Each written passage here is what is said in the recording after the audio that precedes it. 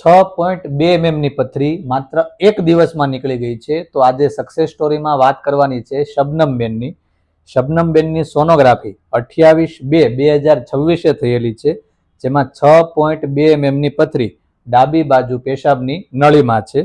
દવા ચાલુ થાય છે 1/3/2026.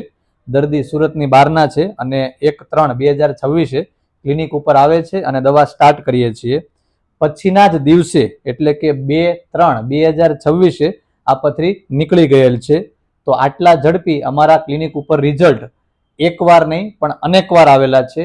અને આ દર્દીના હસબન્ડનો ટેસ્ટિમોનિયલનો વિડીયો અમે લાસ્ટમાં એડ કરી દઈશું, એટલે તમે ત્યાં જોઈ શકશો. ફરીથી મળીશું એક નવી સક્સેસ સ્ટોરી સાથે. Thank you. મારું નામ નવસાદ અબ્બાસી છે. મારી વાઈફને પેશાબની નળીમાં પથરી હતી.